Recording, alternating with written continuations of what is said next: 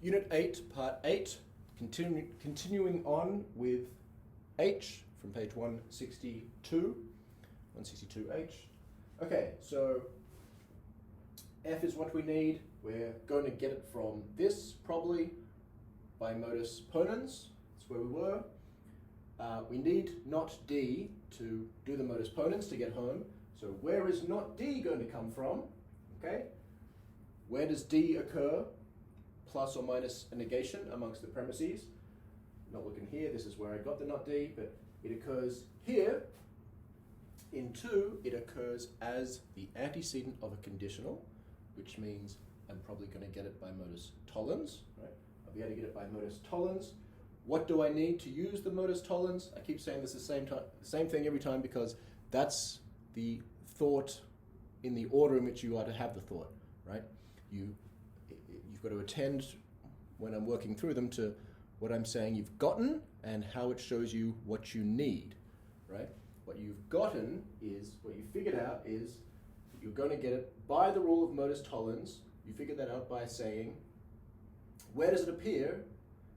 What is the form of the thing it appears in? And what rule allows me to get that part of it, right? I want the negation of the antecedent. The rule that has the conclusion, the negation of the antecedent, is modus tollens. That's how I figured out modus tollens. And now I've discovered what it is I need, right, to apply that rule and get home, get to not D, which takes me home. I figured out that I need what? Not C. To apply modus tollens, I need the negation of the consequent, right? So now, working backwards, that's now my thing that I need, not C. Okay, and then I ask the same question. Where does C appear, plus or minus a negation, amongst the other premises? How am I going to get not C? C appears here only, right? That was the one we were just thinking about. We figured out from that we need C. We need not C, sorry. Okay, so the only other place C appears is 3. So we're going to have to get not C somehow from 3.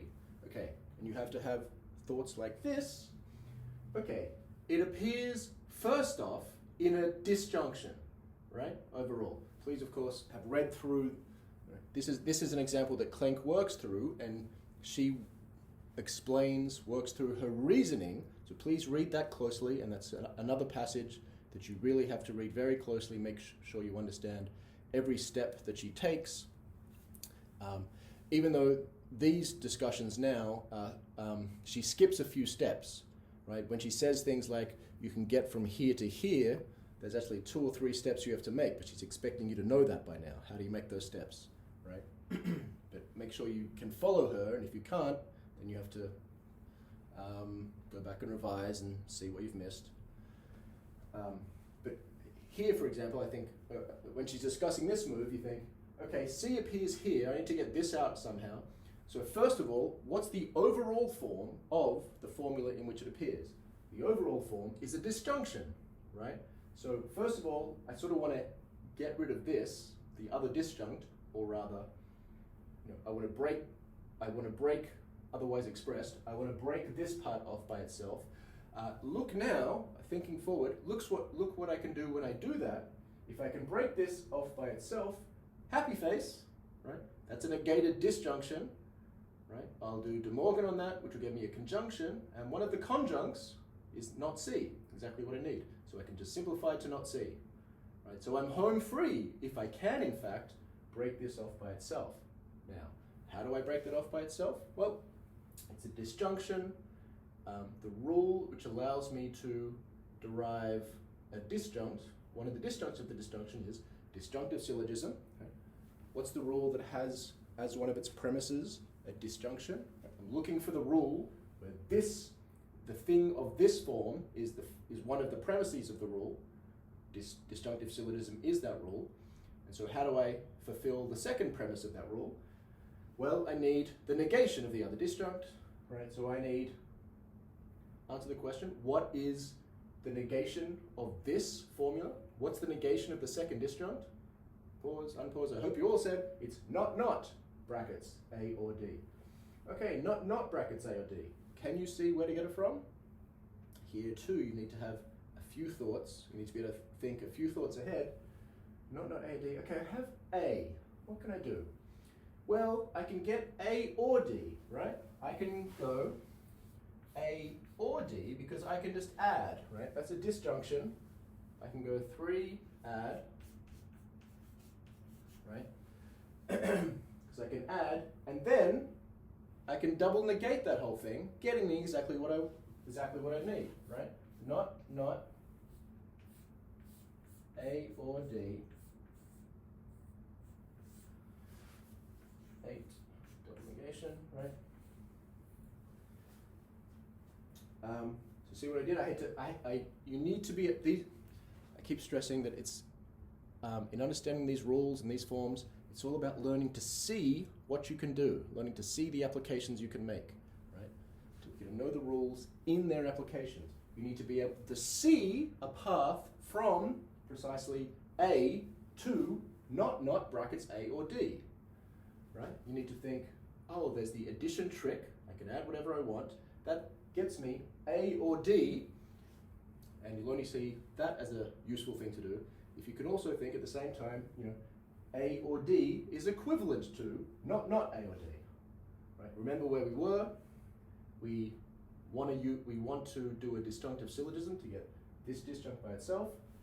Then, as we said, we're home free because that's a happy face, right? So we want exactly not A or D. Well, not A or D is equivalent to just A or D. Right? If I can get just A or D, then I can just double negate that. How do I get A or D? Well, I can just add, right? That's how you do it. Those are thoughts you have to have. Okay, so now we're basically home free. Now we've worked backwards to figuring out what we need, and we now see how to get everything we need. So just complete the proof. What have we got? 9. We've got that. So now the disjunctive syllogism on 3 and 9 to give us not brackets B or C, right? It's number 10. Right. All these bits here are necessary parts of every proof, of every justification. You need the formula, you need the rule, you need the step or steps, which are the premises of the rule, which are the substitution instances of the premises of the rule. All right, now we do the De Morgan. That's a happy face, immediately De Morgan, right? From 10, negated disjunction, 11, 12, 13. All of them, right? As an automatic habit, you should be in, right? 10, De Morgan, and then because that's a conjunction, 11, simp, okay. Not C was to do the modus ponens, 2 and 13, sorry, modus tollens. Get not D, that's 14. Why did we want not D? So we could do modus ponens with 7. 7, 14. We wanted the not D, so we could do modus ponens on 7.